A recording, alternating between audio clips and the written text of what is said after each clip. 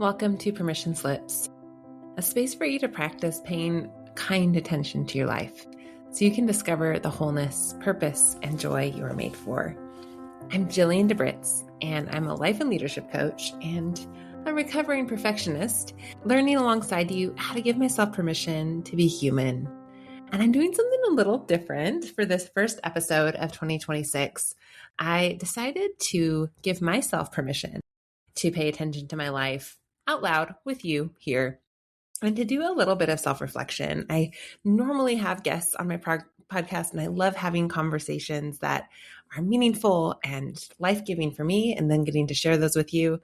But I decided that this is a space where I'm inviting you to do some reflection and some learning and some practicing of gentleness toward yourself. And so I want to do that. I want to give myself that same gift. And hopefully it will give you a bit of perspective on your own life as well. And my hope, again, is that this will give you space to reflect in a way that maybe you wouldn't otherwise. I heard Emily P. Freeman say recently, January is the new week between Christmas and New Year's.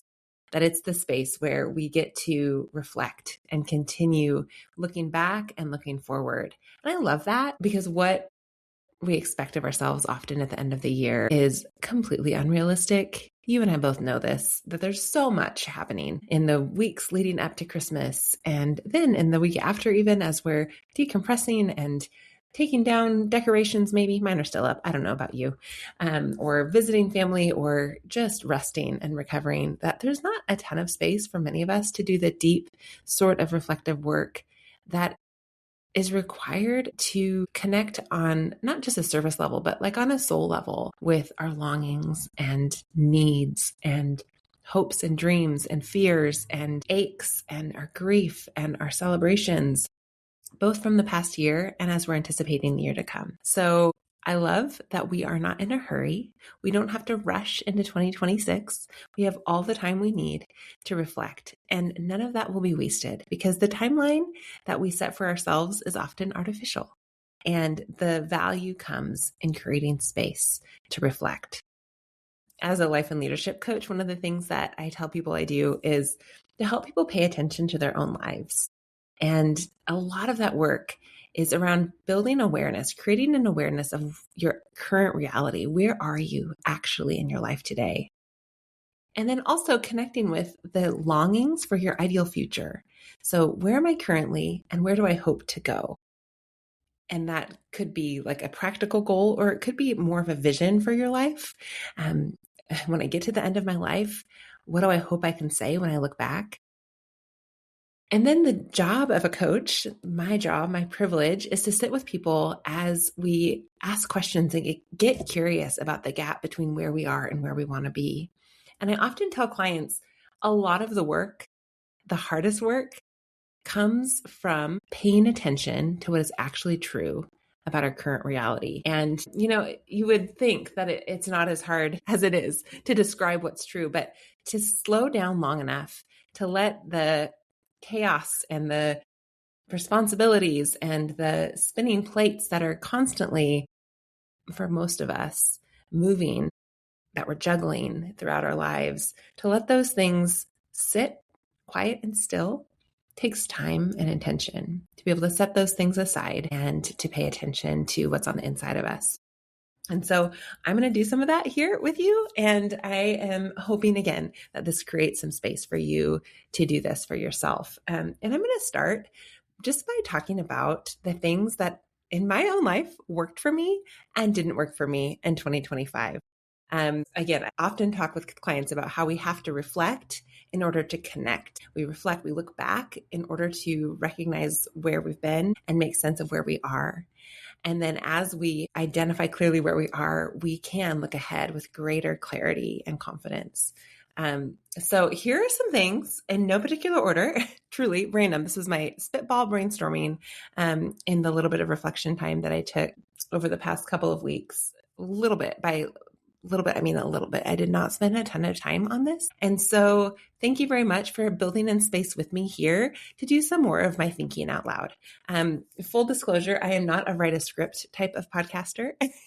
I am literally thinking out loud with you here in real time. But here are some things that worked for me in 2025. And I hope that you will take the time to make your own list as well. But in no particular order, here's something that worked. Walking. Walking worked for me, especially walking in the sunshine. Okay, so little context is I have always been an athlete, and the way that the times that I feel most alive are the times that I am moving my body and especially working up a sweat. When I say exercise, I think it doesn't count unless it's at least 30 minutes on the low end, more like 45 to 60 minutes of hard, heart pumping, sweat inducing, breathing hard, laborious workout. And so that is something over the past several years that I've actually been unlearning and trying to practice gentleness toward myself in the way my relationship with my body, the way I see exercise. And it's been really interesting to be in a place where my body has limits that it didn't have before. So this summer, I actually was not able to exercise for about 3 months, and it was devastating. I had an injury in my hamstring and created some issues with my sciatic nerve, and no sort of exercise that I did felt good. It felt like no matter what I did, walking with my weighted vest, low impact jazzercise, even, like simple movements exacerbated a pain that was really intolerable. And so I had to take about 3 months completely off of exercise. When I was feeling better, after I'd rested for quite a bit, I was able to slowly start some short walks. And I am telling you that walking made me feel like myself again. There's something about being outside, having the sun on my face. And even honestly, I don't prefer walking in rain or snow or clouds, but there is something about fresh air and even more sunshine that clarifies my mind, that helps wake me up from the inside out, that gets my creative juices flowing. And it makes me feel more like myself. It helps me to connect with God. It helps me to pray. It helps me connect with myself and know what's even happening inside. I often will not listen to anything. I prefer walks in silence. But on other days, it's a great place to listen to an audiobook or a podcast or music. Most of the time, though, I prefer to walk in silence, and it's time where I can really get my brain and my mind and my heart to settle. Moving my body helps my insides to settle. Isn't that interesting? So that is something that worked for me, and I'll get back to how exercise and all of that impacted me a little bit later, but walking worked. Something else that worked for me this year in 2025 was building support networks for myself. And when I say networks, I mean plural networks. Something that I have learned the hard way, I should say, over the past couple of years is how desperately I need people in my life cheering me on. How dependent I am on other people to remind me who I am when I forget. And I will tell you that is not something that I'm super excited about or comfortable with. Because I grew up working really hard not to need anyone. I worked really hard to be the best I could in all the things I attempted, totally independent. In fact, I actually failed a very important oral exam in college, like my final oral exam, because I did not want to ask my professors for help ahead of time. Apparently that was a part of the process. You were supposed to go in and ask for help. And I did not know that. And I did not want to ask for help. And so that was a pretty devastating experience. But the reality is, I've had to learn as an adult to let people support me, to let people know what's really true, what's real below the surface, not just what I want people to think is true about me. And so that has come from a lot of different places, and learning to have people support me looks like a lot of different support networks right now. And so I've had to learn as an adult how to let people in and not just let them in a way that's like safe, a way that feels like, come to my house and let me share with you the things that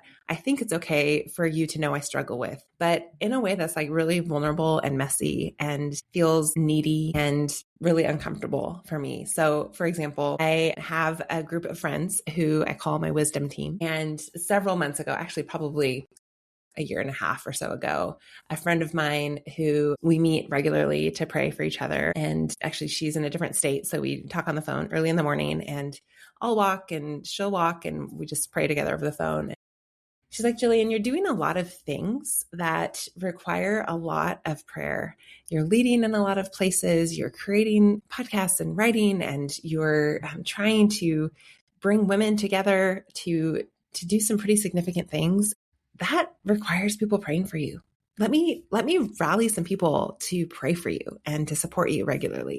I was like cringy, uncomfortable with the idea of asking people to pray for me on a regular basis. It was so uncomfortable. So for over a year, we just prayed together, the two of us. And finally, I reached a point last spring where I was just feeling like I need more support. I really do. I cannot, in my own strength and power and wisdom, do all of the things that I'm trying to do without breaking. And actually, I'm still going to break, but at least breaking to pieces that are irretrievable and not fixable.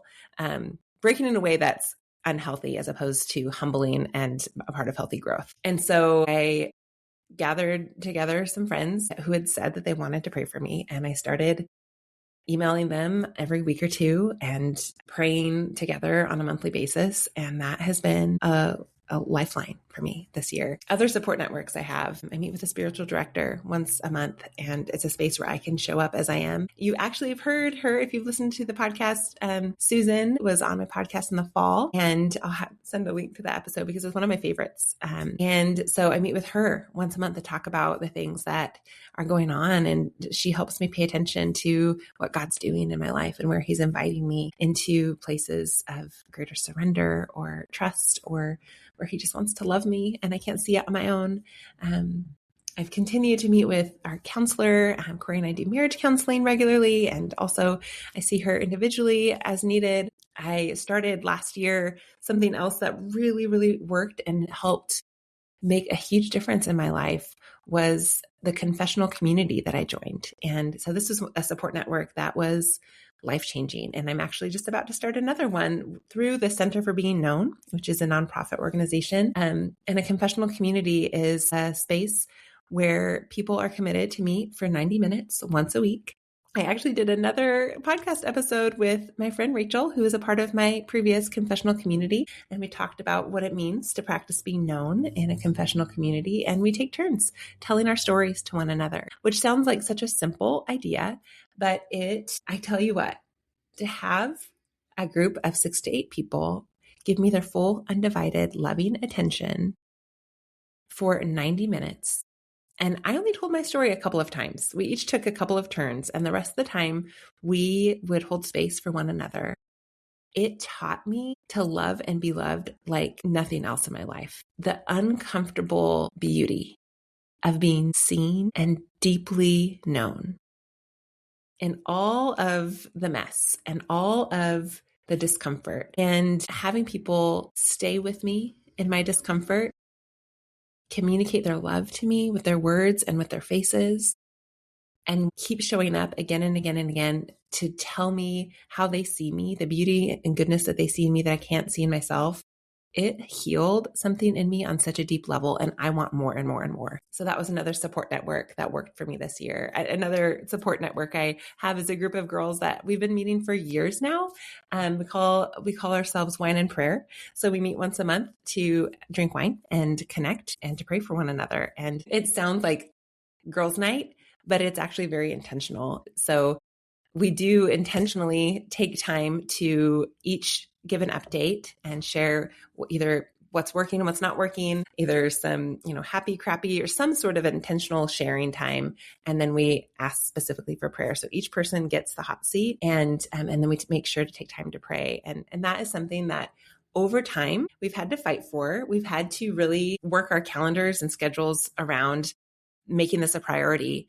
But after showing up together most months, not every month, but most months for years now, it is a gift greater than I can describe to have a group of 7 women who know my story, have walked with me over time, and who want to know me and pray for me and support me. And so you're noticing this theme, right? Like I have these places where I am receiving support, and there's a part of me that feels like, oh, I shouldn't need that much community. I shouldn't need that many people in my life to, cheer me on. But the truth is I do. I do.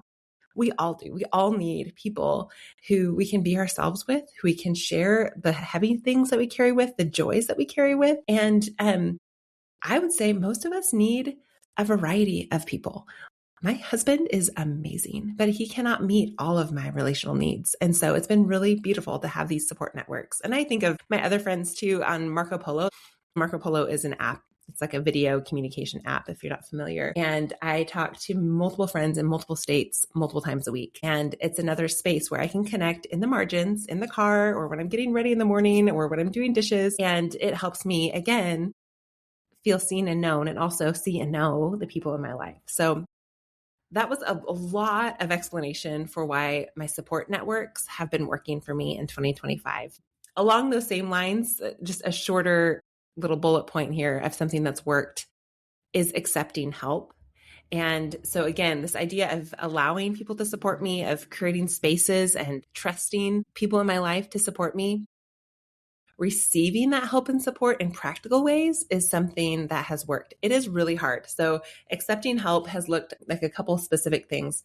One, I have these coaching groups that I run, and I love showing up and being with women in a group setting, asking really intentional questions, guiding, leading, facilitating that time. But it also matters to me that when people walk in, they feel really cared for. They feel like I thought of them ahead of time, that there's hospitality, there's snacks and drinks, and it's a cozy space. But like thinking about food and wine and whatever food specifically is served is not my strength, and it stresses me out. And so I have my dear friend, Amanda, who this last year offered to come to one of my groups. I think I ran 3 or 4 cohorts last year. I can't remember how many intentional life groups I ran, but she said, let me help you. You don't need to do everything by yourself. Let me come and I will do food and you can just show up. And I am telling you, it was a game changer to have that mental load like lightened, that I didn't have to do everything alone. And then not only was she willing to help practically, but then I had a friend who knows me, loves me, and believes in me that was able to debrief with me and help me process after each group session. Like, this went really well, or this was kind of my experience. This is maybe a suggestion that I have that we could do differently. And it was so comforting and helpful and confidence building, courage building for me to have someone there with me in it. And I have another friend who's so generous, and she has given me gifts in unexpected ways throughout the course of our friendship, but it's really difficult for me to receive other people's generosity. I want to be the one giving it. And so to receive generosity from a dear friend has honestly felt like a spiritual discipline. It feels like I'm receiving the kindness and goodness and love of God every time I receive it without apologizing, and just say, thank you. Thank you so much for this gift. So that has been a practice to accept help. And that's worked for me this year. I still don't love it. It does not feel good to let people help me. I would rather be the giver than the receiver, but I actually think there is something really important about learning to let people love us in practical ways. So that is something that's worked for me. Something else that's worked for me this year is collaborating with other women. And I will tell you, I've said it before, I have never liked group projects. I was the girl in high school and college, especially, that never wanted to do a group project because I, one, wanted to control the outcome and had a very high level of excellence that I expected myself to achieve. And not everyone has that same level, and that's okay. But 2, I was going to end up doing all the work anyway, so I might as well just do it by myself. And then 3, there's the piece where it's messy to work with other people and you have different ideas.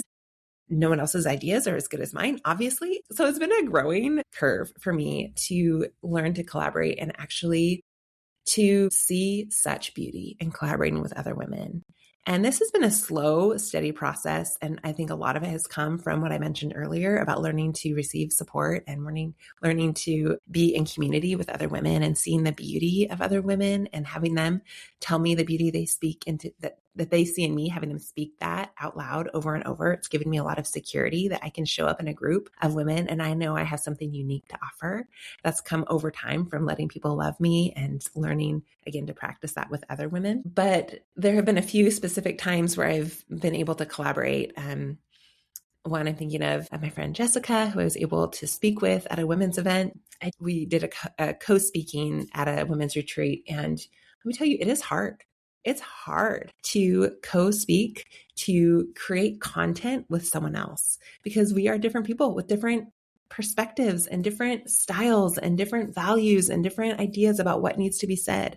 And I'm just really proud of us that we learned to do that. We practice honoring one another and we practice believing the best about one another. We had to have some, hard conversations about like, I'm feeling this, or what did you mean by this, or this hurt my feelings. And so again, that vulnerability again is showing up as I learn to collaborate with other women, but to see the beauty on the other side of how much richer the experience is, not just for me, but for everyone in that space, whether it's at a speaking event or I'm thinking of other places I've been able to collaborate this year. There have been some women's events, some teams that I've been a part of that I've been able to help facilitate. And our heart has been to create events in our community where women are focused on collaborating and celebrating one another, where there's no room for competition or comparison.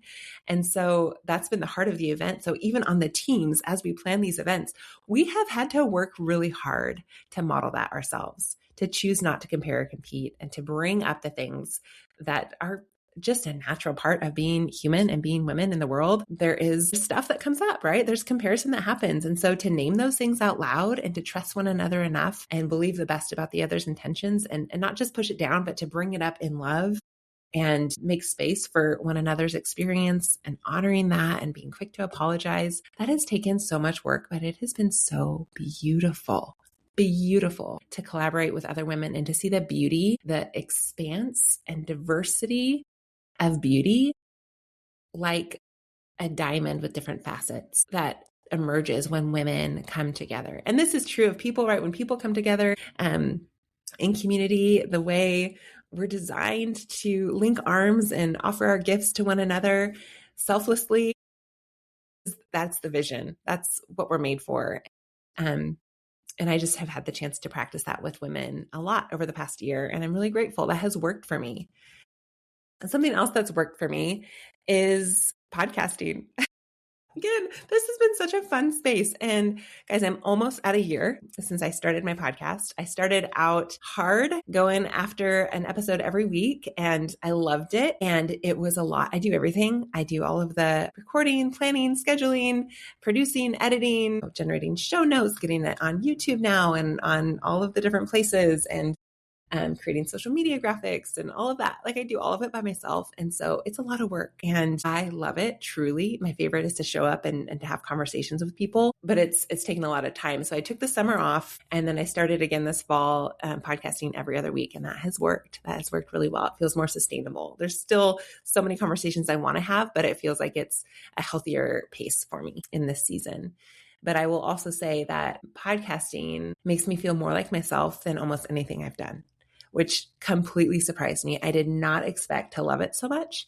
I've always known that I loved words. I love to write. I love to speak. I did not expect to have been prepared through all of the work I've done as a coach, all of the training that I've gotten through certification over the years and practicing with clients, asking questions, being curious. It has prepared me for podcasting in a way I could not have anticipated. And so I am loving that. Podcasting is working for me. That worked in 2025. And then the other thing that it feels a little cliche to say, but it's actually really true, is something that worked for me in 2025 is watching God show up. And I say that in all seriousness, that I really was amazed as I sat back in multiple situations where, whether it was an event or a conference I went to, or a podcast that I started, or even a conversation that I was having, a group that I was leading, even an individual session with a client, over and over and over and over again, I found myself in places in 2025 where I was like, God, I don't actually know how this is going to work out. I don't actually feel prepared. I don't have a plan. I don't feel like I've done enough. I don't feel smart enough. I don't know if I'm ready. I don't feel confident enough. If you don't show up, I'm going to look like a fool. I don't know what I'm going to do. Or if you don't show up, I'm not going to have enough money to pay my bills and to keep my business open or to pay for the podcast. And over and over and over, I have seen him show up in the most unexpected ways. And it's kind of become a game where I'm able to sit back, not without anxiety completely, not without prayer, not without, my own responsibility, but I'm able to sit back and watch and expect that he's going to. And that's been really, really fun. So that's working for me. And that is something, those are the things that have worked for me in 2025. I hope to continue practicing in 2026. So flipping the script a little bit here and going to the other side, things that didn't work. Here we go. You're getting this very raw and very honest. But here's what didn't work for me in 2025. Business strategy and or selling any of the services that I offer as a coach specifically. So when I say business strategy, I mean that I don't have one. I do. I have like big picture thoughts about how to run a business. And so when I say business, the work that I do as a life and leadership coach is what funds everything else that I do as a volunteer. I love making a podcast, and that is not monetized. It is something I do out of love and passion. And the work I do with clients funds that because there are expenses that come with podcasting, and the work that I get to do in my community with creating events for women. It's a wonderful gift that I get to do as a volunteer. So I struggle at times to prioritize my time, and I extra struggle to charge people for the time that I want to give. I really, honestly, I just want to help people. And I love coaching. I love sitting down with someone one-on-one or a group of people. That's probably my favorite. I love both, but I just want to sit down and ask questions and help people discover who they're made to be and how they're meant to live. Like I will sit with you and ask you questions all day long. I'll encourage you all day long. I'll help you build a plan for your life all day long. And it brings me life and joy. It is really difficult for me to charge what the appropriate rate is for that service. And it's also hard for me to talk about the fact that I coach, that's a business service that I offer. Even on the podcast, people mentioned, you don't talk about your coaching. What is coaching? What do you do? You should advertise yourself. And that's really hard for me. So that hasn't worked. I need to do a better job, I know, of creating a strategy to not just pay for the podcast, but to build some revenue so that I can contribute more meaningfully to my family and our community. So that is something that's not working. That did not work in 2025. Okay, something else that's not working, that didn't work in 2025, was our schedule. Our family schedule was too much. And I know part of this it's just outside of my control. We're in a season where both of our kids are now in middle school. As of this week, both kids are in an after school sport, which is awesome and so beautiful. And I love watching them and cheering them on. It just makes it really hard to find time as a family where we can just be together for dinner. We're eating dinner at like 8:00 at night some nights, or honestly, just to have unscheduled time at home, which I need. I am not someone who thrives when we have something every night. I need downtime at home with my people. And so that's been really hard. And I'm not sure if there's a lot I can do about it, but it didn't work for me. And that also combines with the things that Corey and I are both doing in the evenings for part of each of our jobs and ministry work. It takes us out of our house a lot. And so that's not working for me. Need to think through that this year. Something else that didn't work for me in 2025 has to do with what I mentioned earlier about walking. So the flip side was that not exercising, specifically not lifting weights, did not work for me. So I was injured. It was not my fault, but I found that not exercising regularly in a way that really pushed my muscles and stretched my stamina, it tanked my mental health. I did not feel like myself, and I lost a ton of muscle and stamina.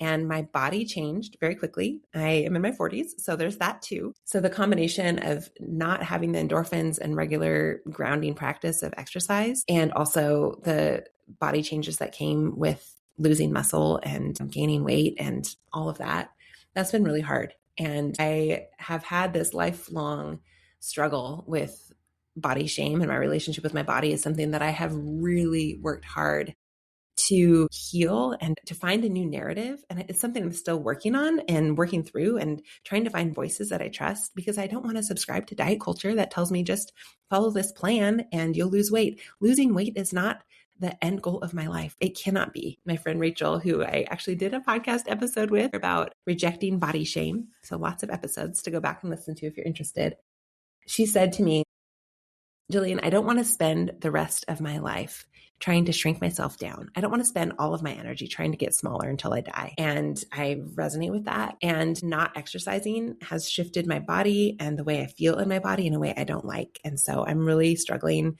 to discern what's a healthy way to move forward in a way that also supports the truth that my body is good already. It's good no matter what it looks like. And it's going to take some effort to be strong and to gain the muscle that I've lost. So not lifting weights, not exercising didn't work for me in 2025. Something else that didn't work for me was pushing through burnout. I am just relentlessly optimistic about how much I can get done. And that's within an hour or within a month. I have a lot of passion for a lot of things. And so I continually take on things that seem reasonable on paper and then require more energy output than I have to give. And so I'm constantly learning what is too much and what's not enough, what I have capacity for, what I wish I had capacity for, what I am called to in this season and what I am not. And that is a constant conversation that I'm having with my spiritual director, with my counselor, with my husband, with myself, with God. And I will just say that I pushed way too hard and reached a point of burnout that I'm still recovering from, where I just had nothing left to give. And so it's making it difficult, even as I look forward into 2026, to know what I want to do and what I don't want to do. Because honestly, right now, I don't want to do anything. I'm just tired. And I also know that's not the truest thing about me. And so I'm in the process of trying to discern, how do I recover? How do I get the rest that I need? What is mine to carry and what's mine to lay down? And so those are things that I'm asking myself, because it didn't work for me to push through burnout in 2025. And the last thing that didn't work for me is a lack of a weekly strategy. I'm a little embarrassed to admit this because I know better and I coach people and help people with time management all of the time. I have my own coach who has helped me with strategy and time management often. And I feel like the lack of a weekly strategy is making it really difficult for me to stay ahead of the things that I want to do, whether it's planning for my podcast, planning for my business. I feel like I'm ruled by the tyranny of the urgent because there's just too many things on my list, on my plate. And so I want to change that this year. But before I even come up with a strategy or a plan for 2026, I just have to name the reality that not having a weekly strategy, not having consistent ways that I'm spending my time to get ahead, that's not working for me. So there's my list, much longer than I expected, of what worked and what didn't work for me in 2025. And I hope that it gives you some freedom and permission to name the big things and the little things that work and that don't. And maybe it's not the whole year you're looking back at. Maybe you just want to look at right now in this season, this week, what worked and what didn't. What makes me feel most like myself and what takes me away from feeling like myself. Or another way to ask the question is in the form of an energy inventory. What's bringing me life and energy, and what's draining my life and energy? Those sorts of questions are always helpful as we think about how we want to move forward into the year to come. So with that, before I sign off, I want to read to you a blessing from a book that my very first spiritual director told me about. This is a book of blessings called Circle of Grace by Jan Richardson. This blessing is, I think, the perfect way to send us off into a new year. And it's called The Map You Make Yourself. You have looked at so many doors with longing, wondering if your life lay on the other side. For today, choose the door that opens to the inside. travel the most ancient way of all, the path that leads you to the center of your life. No map but the one you make yourself. No provision but what you already carry, and the grace that comes to those who walk the pilgrim's way. Speak this blessing as you set out, and watch how your rhythm slows, the cadence of the road drawing you into the pace that is your own. Eat when hungry. Rest when tired. Listen to your dreaming. Welcome detours as doors deeper in. Pray for protection. Ask for guidance. Offer gladness for the gifts that come, and then let them go. Do not expect to return by the same road. Home is always by another way, and you will know it not by the light that waits for you, but by the star that blazes inside you, telling you where you are is holy, and you are welcome here.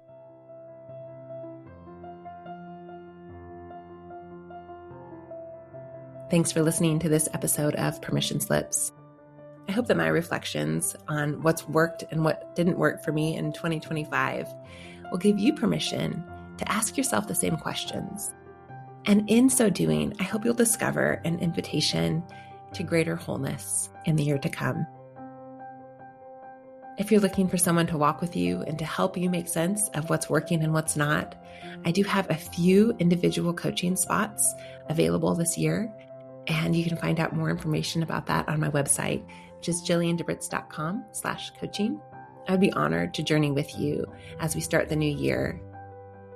Remember, your life matters, and so does your wholeness, more than you know.